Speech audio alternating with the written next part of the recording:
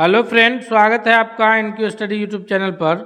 BPSC TRE 4 के लिए जो है जीके जीएस का यह हम दूसरा मॉकसेट लाए हैं, जिसमें हम लोग सामान्य अध्ययन यानी भारतीय इतिहास, जिसमें भारतीय राष्ट्रीय आंदोलन, भूगोल, विज्ञान और संविधान से संबंधित महत्वपूर्ण प्रश्नों को एक एक करके देखेंगे। आइए हम लोग देखते हैं। हमारे स्क्रीन पर पहला नंबर सवाल है जो कि भारतीय राष्ट्रीय आंदोलन से संबंधित सवाल है। प्रश्न है कि प्लासी के युद्ध के बाद भारत के लिए शाश्वत दुख की काली रात का आरंभ हुआ, यह किस बंगला कवि का कथन है?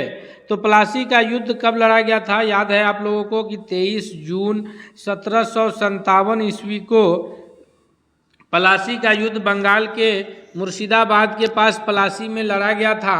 सिराजुद्दौला जो कि बंगाल के नवाब थे, बंगाल के नवाब सिराजुद्दौला और ये ईस्ट इंडिया कंपनी के बीच लड़ा गया था और मीर जाफर के कारण जो है सिराजुद्दौला की हार हुई थी और उसके पश्चात जो है वहाँ बंगाल में कंपनी का शासन प्रारंभ हुआ।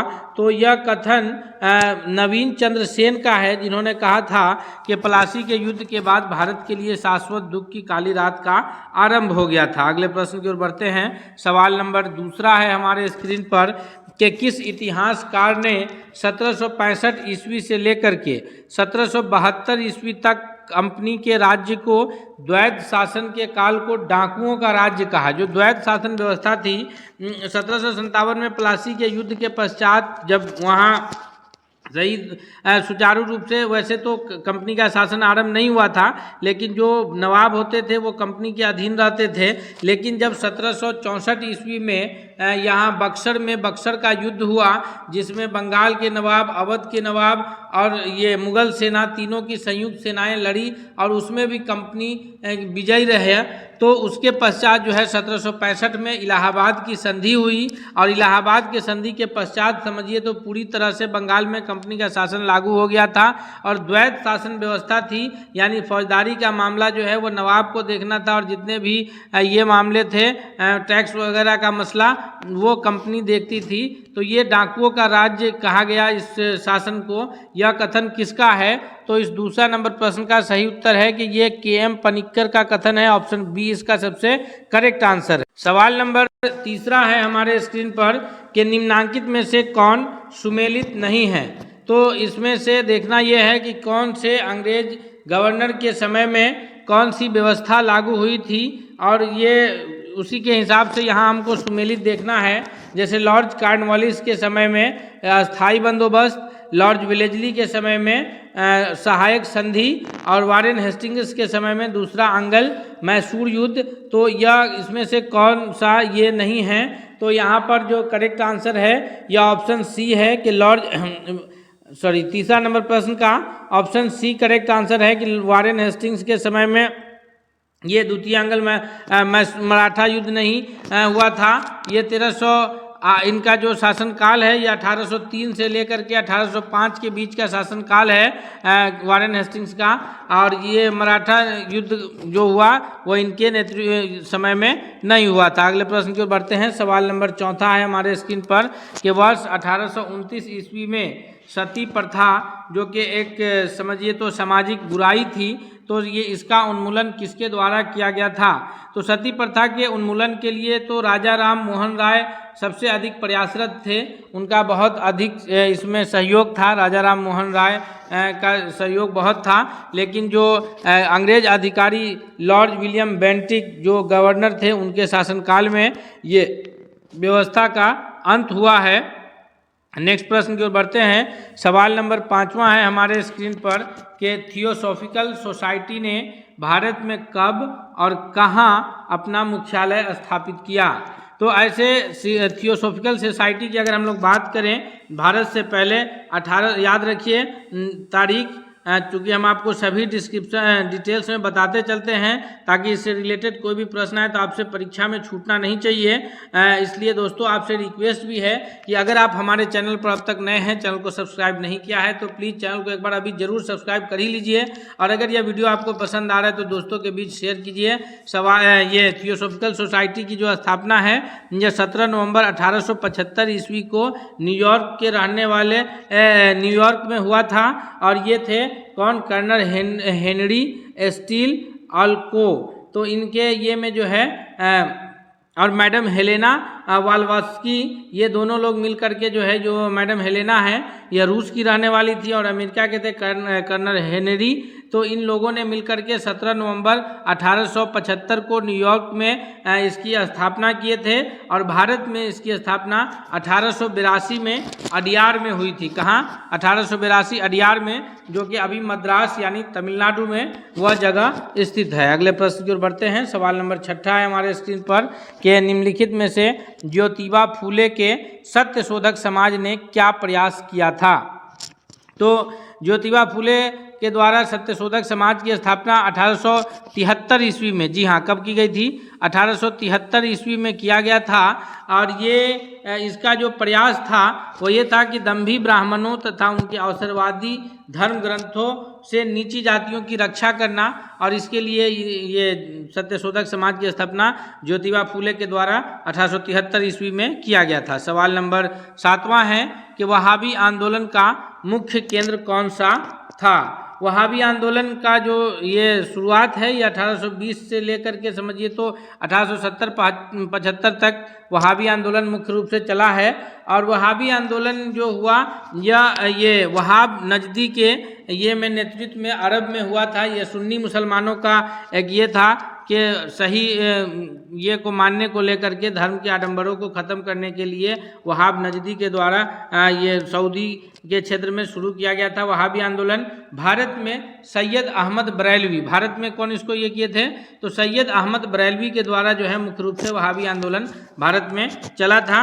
और यह आंदोलन जो है पटना में बहुत अधिक सक्रिय रहा है। पटना में अली बंधु जो है इसमें मुख्य रूप से सहयोगी रहे हैं। अगले प्रश्न की ओर बढ़ते हैं। सवाल नंबर 8वां है कि महाराष्ट्र का सुकरात किसे कहा जाता है? जी हाँ, महाराष्ट्र का सुकरात इनमें से किसको कहा जाता है? बाल गंगाधर तिलक है, बिपिन चंद्र पाल और फिरोज शाह मेहता है हमारे पास ऑप्शंस में। लेकिन हमारे पास जो ऑप्शन है डी और ई, हम इसमें से भी जवाब को तलाश कर सकते हैं, क्योंकि बीपीएससी के द्वारा आपको कंफ्यूज करने के लिए इस प्रकार के प्रश्न डाले जाते हैं जिसका उत्तर होता ही नहीं है। तो यहाँ पर ऑप्शन ई सही होगा कि ऑप्शन में तो है ही नहीं महाराष्ट्र का सुकरात। महाराष्ट्र का सुकरात कहलाते हैं MG रनाडे, यानी महादेव गोविंद रनाडे। पूरा नाम क्या है? MG रनाडे जी का महादेव गोविंद रनाडे। इनकी पैदाइश जो है 18 जनवरी 1842 को महाराष्ट्र के नासिक में हुआ था। और इन्हें जो है किसे आधुनिक भारत का जनक कहते हैं? ऑप्शन हैं कि लाला लाजपत राय, महात्मा गांधी और राजा राम मोहन राय। तो आधुनिक भारत का जनक जो है यह मुख्य रूप से राजा राम मोहन राय को जाना जाता है, इसलिए क्योंकि इन्होंने जो है हर वह काम उस दौर में किया था जो कि भारत को आधुनिकता की ओर लाने में सहयोग किया। जैसे अगर हम बात करें तो लड़कियों की शिक्षा पर ये उस जमाने में जोर देना चाह रहे थे। साथ ही साथ ये कहते थे कि शिक्षा का माध्यम अंग्रेजी हो, और अंग्रेजी शिक्षा पर इन्होंने अपना विशेष बल दिया। विधवा पुनर्विवाह को लागू करने का इन्होंने कार्य किया, और इनके ही प्रयास से जो है सती प्रथा का अंत हुआ था। इस प्रकार ये सारे कार्य हैं जिसके वजह से इन्हें जो है आधुनिक भारत का जनक कहते हैं। और अगर एक और प्रश्न इससे बनेगा कि राजा राम मोहन राय को राजा की उपाधि कौन दिए थे, तो यह अकबर द्वितीय के द्वारा जो है इनको राजा की उपाधि दी गई थी। इन्होंने ब्रह्म समाज की स्थापना किया था। कब? 1828 ईस्वी में राजा राम मोहन राय के द्वारा ब्रह्म समाज की स्थापना हुई थी। दोस्तों, हम इस प्रकार आपको प्रश्नों का हल बताएंगे ताकि उससे रिलेटेड कोई भी प्रश्न आए तो वो आपसे छूटना नहीं चाहिए। सवाल है कि दयानंद सरस्वती द्वारा स्थापित है, तो इनमें से कौन सा समाज जो है दयानंद सरस्वती के द्वारा स्थापित किया गया था? तो ऑप्शंस हैं इसके बी यानी आर्य समाज, जिसकी स्थापना 10 अप्रैल, स्थापना कब हुआ है? 10 अप्रैल 1875 को मुंबई में हुआ। और उस वक्त अंग्रेज कौन थे? तो लॉर्ड नॉर्थब्रुक का शासन था यहाँ। लॉर्ड नॉर्थब्रुक का शासन जो है यह 1872 से लेकर के 76 तक था, और उसी में 1875 ईस्वी में दयानंद सरस्वती जी के द्वारा 10 अप्रैल 1875 को आर्य समाज की स्थापना मुंबई में की गई थी। अगले प्रश्न की ओर बढ़ते हैं। सवाल नंबर 11 है हमारे स्क्रीन पर कि कौन सी अक्षांश रेखा भारत के मध्य से होकर गुजरती है। यानी अब भारतीय राष्ट्रीय आंदोलन के बाद हम लोग भूगोल से रिलेटेड प्रश्नों को देख रहे हैं, इसलिए आपसे रिक्वेस्ट है कि अगर आप अब तक वीडियो को लाइक नहीं किए हैं तो अपना एक लाइक कीजिए और चैनल पर नए हैं तो सब्सक्राइब कर ही लीजिए। और अगर आप हमसे पहले उत्तर कर पा रहे हैं तो वो भी आप कमेंट करके बताइए। वीडियो के लास्ट तक बने रहिएगा और आप जरूर बताइएगा अंत में कि आपने कितने प्रश्नों को इसमें सही किया है और किस प्रकार के प्रश्न, और अगर कोई कन्फ्यूजन हो तो वो भी आप कमेंट करेंगे। सवाल है कि कौन सी अक्षांश रेखा भारत से होकर गुजरती है। तो 23.5 डिग्री उत्तर अक्षांश जिसे कर्क रेखा के नाम से जानते हैं, 23.5 डिग्री दक्षिण अक्षांश जिसे मकर रेखा के नाम से जानते हैं, या 0 डिग्री अक्षांश जिसे विषुववृत्त के नाम से जानते हैं, तो भारत से होकर गुजरती है कर्क रेखा 23.5 डिग्री उत्तरी अक्षांश जिसको हम लोग कर्क रेखा के नाम से जान रहे हैं। और यह भारत के 8 राज्यों से गुजरती है जिसको हम लोग शॉर्ट में याद रखते हैं क्या, मित्र पर गमछा झार, यानी मिजोरम, त्रिपुरा, गुजरात, पंजाब और इस तरह से छत्तीसगढ़, इन सारे राज्यों, झारखंड, इन सारे राज्यों से होकर के गुजरती है। लेकिन झारखंड और बंगाल से गुजरती है और बिहार से नहीं गुजरती है, याद रखिएगा। सवाल अगले की ओर बढ़ते हैं। सवाल नंबर 12 है कि भारत की मुख्य भूमि को रामेश्वरम द्वीप से कौन अलग करता है। 12वां नंबर प्रश्न का सही उत्तर होगा कि भारत की मुख्य भूमि को रामेश्वरम द्वीप से अलग करने का कार्य जो है यह पंबन चैनल, यानी ऑप्शन बी करेक्ट आंसर है, पंबन चैनल के द्वारा किया जाता है। और 10 डिग्री चैनल के द्वारा जो है अंडमान निकोबार द्वीप समूह को बंगाल की खाड़ी से अलग करता है। कौन? अंडमान निकोबार द्वीप समूह अलग अलग जो है ये 10 डिग्री चैनल से होता है। और भारत और श्रीलंका को जो है पाक जल संधि के द्वारा भारत और श्रीलंका अलग अलग होता है, ये हम लोग याद रखेंगे।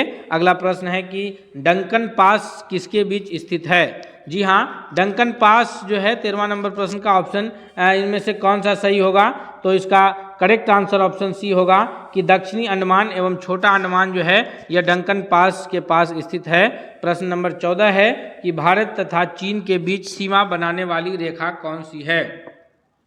तो भारत और चीन के बीच जो सीमा बनाने वाली रेखा है जिसको सर हेनरी मैकमोहन, क्या नाम है, सर हेनरी मैकमोहन के द्वारा खींचा गया था, इसलिए उसको मैकमोहन रेखा के नाम से जानते हैं। इस रेखा की लंबाई कुल जो है लगभग 890 किलोमीटर है। मैकमोहन रेखा की लंबाई कितनी है, 890 किलोमीटर है, जो भारत और चीन को अलग करने का कार्य करती है। और रेड क्लिफ लाइन जो है ये रेखा जो है 17 अगस्त 1947 को खींचा गया था। 17 अगस्त 1947 को किसके द्वारा, रेड क्लिफ के द्वारा यह रेखा खींचा गया था, जो भारत को पाकिस्तान से अलग करने का कार्य करती है। और ये जो है कच्छ के रण से लेकर, यानी गुजरात में कच्छ के रण से जम्मू तक रेड क्लिफ लाइन फैली है। और उसी प्रकार डुरंड रेखा है, यह पाकिस्तान को अफगानिस्तान से अलग करने का कार्य करता है। और ये मॉर्टिमर डुरंड के द्वारा यह रेखा खींचा गया था, इसी वजह से इसको डुरंड रेखा के नाम से जानते हैं। हालांकि जब डुरंड रेखा खींचा गया था उस वक्त भारत और पाकिस्तान संयुक्त एक ही था, इस वजह से डुरंड रेखा जो है पाकिस्तान को नहीं बल्कि भारत को अफगानिस्तान से उस वक्त अलग करती थी। लेकिन अभी जो है पाकिस्तान को अफगानिस्तान से अलग करने का काम डुरंड रेखा के द्वारा किया जाता है। तो इससे याद रखिए, red Cliff line Bharat Pakistan के बीच, मैकमोहन लाइन भारत और चीन के बीच, और डुरंड लाइन पाकिस्तान और अफगानिस्तान के बीच। अगला प्रश्न है हमारे स्क्रीन पर सवाल नंबर 15 कि सबसे छोटी स्थलीय सीमा भारत की किस देश के साथ है। जी, नेपाल, म्यांमार, भूटान। तो सबसे छोटी जो स्थलीय सीमा है वो भूटान के साथ लगती है, और सबसे लंबी स्थलीय सीमा जो भारत की लगती है वो बांग्लादेश के साथ लगती है। किसके साथ? बांग्लादेश के साथ, जो कभी भारत का ही हिस्सा था। स्वतंत्रता के पश्चात वो पूर्वी पाकिस्तान बना और उसके पश्चात फिर पूर्वी पाकिस्तान से वो बांग्लादेश बना है। सवाल अगला है कि गारो, खासी और जयंती पहाड़ियाँ संरचना एवं उत्पत्ति की दृष्टि से निम्नलिखित में से किसका भाग है। जी हाँ, तो गारो, खासी और जयंती पहाड़ियाँ जो ये स्थित है यह भारत के नॉर्थ ईस्ट इलाके में स्थित है, यानी हम लोग कहेंगे ये मेघालय राज्य में स्थित है। और पूर्वोत्तर, नॉर्थ ईस्ट यानी पूर्वोत्तर की पहाड़ी का भाग है। ऑप्शन बी सही उत्तर के रूप में आंसर जाना जाएगा। कहाँ स्थित है? तो मेघालय राज्य में। सवाल नंबर 17 है हमारे स्क्रीन पर कि यहाँ पर भारत का जो समुद्री सीमा किस तट के नाम से जाना। भारत का जो समुद्री सीमा है उसको हम लोग ये पूर्वी समुद्री तट जो है यह किस नाम से जाना जाता है, तो पूर्वी समुद्री तट जो है यह कोरोमंडल तट के नाम से जाना जाता है। किसके नाम से? कोरोमंडल तट के नाम से जाना जाता है, जो कि आंध्र प्रदेश एपी से लेकर के तमिलनाडु तक फैला है। कहाँ से कहाँ तक? आंध्र प्रदेश से तमिलनाडु तक फैला है और यह कोरोमंडल तट के नाम से जाना जाता है। और उसके बाद जो है अगले प्रश्न की ओर बढ़ते हैं हम लोग। नेक्स्ट क्वेश्चन देखते हैं, सवाल नंबर 18 है कि कोंकण तट कहाँ से कहाँ तक विस्तृत है। जी हाँ, कोंकण तट जो है यह गोवा से दमन तक विस्तृत है। इसका ऑप्शन सी इसका सही उत्तर हो जाएगा। जी, गोवा से दमन तक जो विस्तृत है उसको बोलते हैं कोंकण तट। और कोरोमंडल तट कहाँ से कहाँ तक है, तो ये कोरोमंडल तट जो है पाकिस्तान ये तमिलनाडु से लेकर के आंध्र प्रदेश तक स्थित है। अगले प्रश्न की ओर बढ़ते हैं, सवाल नंबर 19वां है, जो कि अब प्रश्न है हमारे स्क्रीन पर भारतीय संविधान से रिलेटेड प्रश्न है। इसलिए दोस्तों आपसे रिक्वेस्ट है कि अगर आप अब तक चैनल पर नए हैं, चैनल को सब्सक्राइब नहीं किए हैं, तो प्लीज़ ज़रूर सब्सक्राइब कर लीजिए और वीडियो को अपना एक लाइक दीजिए। साथ ही साथ अगर आपको यह वीडियो फ़ायदा पहुँचा रहा है तो दोस्तों के बीच भी शेयर कीजिए। सवाल 19वां है कि संविधान की 8वीं अनुसूची में सम्मिलित भाषाओं की संख्या कितनी है। जी हाँ, तो भारतीय संविधान के 8वीं अनुसूची में 22 भाषाओं का वर्णन किया गया है, जो कि अनुच्छेद कहाँ से कहाँ तक है, तो यह अनुच्छेद 341 से लेकर 351 अनुच्छेद तक है। कहाँ से कहाँ तक? 341 से 351 नंबर अनुच्छेद तक 22 भाषाओं का जिक्र भारतीय संविधान की 8वीं अनुसूची में किया गया है। सवाल नंबर 20 है कि भारतीय संविधान के किस अनुच्छेद के अंतर्गत हिंदी को राजभाषा के रूप में दर्जा प्रदान किया गया है। तो हिंदी को जो मुख्य रूप से राजभाषा के रूप में दर्जा प्रदान किया गया है, यह अनुच्छेद 343(1) या अनुच्छेद 343 क के हिसाब से है। ऑप्शन सी इसका सबसे करेक्ट आंसर होगा। अगले प्रश्न की ओर बढ़ते हैं, सवाल नंबर 21 है हमारे स्क्रीन पर कि भारतीय संविधान में संशोधन होता है। भारतीय संविधान में संशोधन जो है यह किस धारा के अंतर्गत होता है, तो भारतीय संविधान में जो संशोधन है यह धारा 361 के अनुसार हो पाता है। और यहाँ पर जो है संशोधन के लिए बहुमत का होना आवश्यक है और बहुमत से कोई विधेयक लोकसभा फिर राज्यसभा में पारित किया जाता है और उसके पश्चात जो है फिर राष्ट्रपति उस पर अनुमोदन करते हैं और वह फिर अधिनियम बन जाता है। सवाल नंबर 22 है कि संविधान संशोधन हेतु विधेयक सर्वप्रथम कहाँ प्रस्तुत किया जाता है। तो अगर संविधान को संशोधन करना है तो उसके लिए विधेयक को कहाँ प्रस्तुत करना है, ऐसा कोई प्रोटोकॉल नहीं है। उसे संसद के दोनों सदन में से किसी एक सदन में पहले प्रस्तुत किया जा सकता है। यानी यह जरूरी नहीं है कि कोई भी विधेयक को पहले लोकसभा में ही पेश किया जाएगा या कोई भी विधेयक को पहले राज्यसभा में ही पेश किया जाएगा। तो ये दोनों में से किसी एक सदन में पहले पेश किया जा सकता है। जनरली ऐसा होता है कि लोकसभा में पहले पेश होता है, उससे पास होने के पश्चात राज्यसभा में विधेयक को पेश किया जाता है, क्योंकि लोकसभा जो है वह निर्वाचित जनता के द्वारा डायरेक्ट निर्वाचित लोगों का सदन है। और दूसरी बात यह है कि राज्यसभा को जो है संसद का ऊपरी सदन, उच्च सदन कहा गया है। तो ऐसा माना जाता है कि राज्यसभा के जो सदस्य होते हैं वो लोकसभा के सदस्यों के कंपैरिजन में मतलब ऊपरी सदस्य कहलाते हैं, इसलिए वहाँ बाद में पेश किया जाता है। लेकिन ऐसा कोई नियम है नहीं। आप कोई भी विधेयक को संसद के किसी भी सदन में पहले प्रस्तुत किया जा सकता है। जैसे अगर हम बात करें कि जो विधेयक है तो उसमें से सामान्यतः तो विधेयक पहले लोकसभा में प्रस्तुत होते हैं, फिर उसके अगले दिन लोकसभा से पारित होने के पश्चात राज्यसभा में पेश होते हैं। लेकिन जो धारा 370 से रिलेटेड जम्मू कश्मीर का विधेयक था वो पहले राज्यसभा में प्रस्तुत किया गया और फिर वहाँ से पास होने के पश्चात उसे दोबारा लोकसभा में प्रस्तुत किया गया था। तो अगला प्रश्न है हमारा 23वां नंबर सवाल है कि संविधान की अधिकांश अनुच्छेद को संशोधित करने के लिए कौन सी प्रक्रिया अपनाई जाती है। तो संविधान के कुछ अनुच्छेद में संशोधन करने के लिए 2/3 बहुमत की आवश्यकता होती है, लेकिन अधिकांश ऐसे अनुच्छेद है जिसको संशोधित करने के लिए जो है किसी भी विधेयक, ये साधारण विधेयक यानी आधे से अधिक लोगों के साधारण बहुमत से पारित किया जाता है। ऑप्शन ए इसका करेक्ट आंसर होगा। अगला सवाल है कि सफ़ेद रक्त कण का मुख्य कार्य है। जी हाँ, अब जो प्रश्न है वो हमारा साइंस से रिलेटेड प्रश्न है कि सफ़ेद रक्त कण का मुख्य कार्य कौन सा है। तो 24वां नंबर प्रश्न का सही उत्तर है कि जो लाल रक्त WBC है, वाइट ब्लड कॉर्पस्कल्स, श्वेत रक्त कण या श्वेत रक्त कणिकाएं के नाम से जानते हैं। यह रोग प्रतिरोधक क्षमता धारण करने का कार्य है। इसका मुख्य रूप से इसका कार्य क्या है, तो रोग का प्रतिरोधक क्षमता धारण करने का कार्य है। अगले प्रश्न की ओर बढ़ते हैं। सवाल नंबर 25 है कि किस रक्त वर्ग में एंटीबॉडी नहीं पाई जाती है। ये रक्त का जो ग्रुप है, मुख्य रूप से 4 ग्रुप के रक्त होते हैं, ग्रुप O, A, B और AB। तो इसमें से जो ये है एंटीबॉडी नहीं पाया जाता है वह AB ग्रुप के रक्त में, और रक्त का O ग्रुप जो है यह यूनिवर्सल डोनर के नाम से जाना जाता है। अगले प्रश्न की ओर बढ़ते हैं। सवाल नंबर 26 है कि सेरेब्रम किससे संबंधित है। तो सेरेब्रम जो है यह दिमाग से संबंधित है और ये शरीर के सभी क्रियाओं को नियंत्रित करने का कार्य जो है वो मुख्य रूप से सेरेब्रम के द्वारा ही किया जाता है। 26वां का ऑप्शन सी सबसे करेक्ट आंसर है। अगला प्रश्न है 27 है कि श्वसन की क्रिया संपन्न होती है।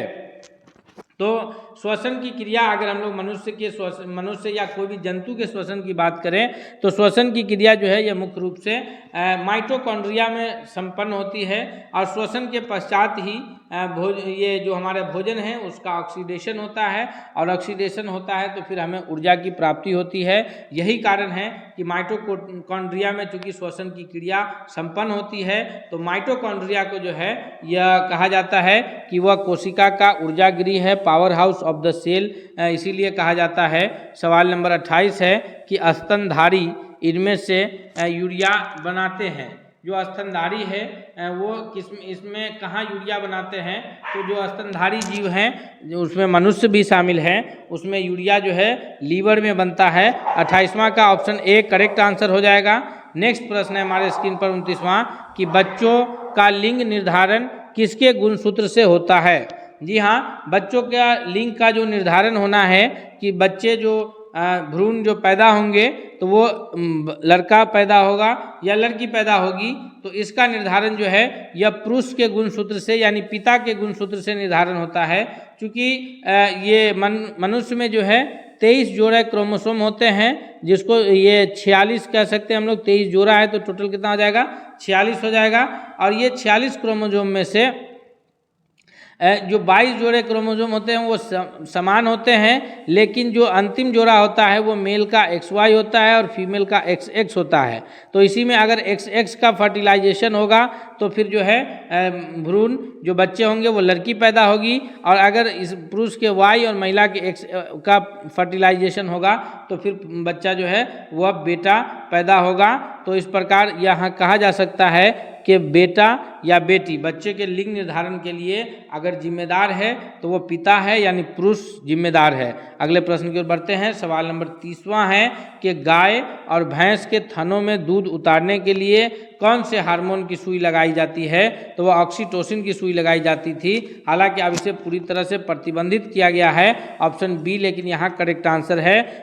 दोस्तों इस प्रकार हम लोग जो है 30 महत्वपूर्ण प्रश्न को कवर किए हैं, जो कि आपके परीक्षा की दृष्टि से बहुत लाभकारी है। अगर आपको कोई कन्फ्यूजन है तो आप हमें कमेंट कर सकते हैं, साथ ही साथ आप चैनल को सब्सक्राइब कर लीजिए अगले सेट के लिए, और अगर आपको वीडियो पसंद आए तो लाइक करते हुए दोस्तों के बीच शेयर कीजिए। मिलते हैं अगले सेट के साथ, तब तक के लिए बहुत बहुत धन्यवाद।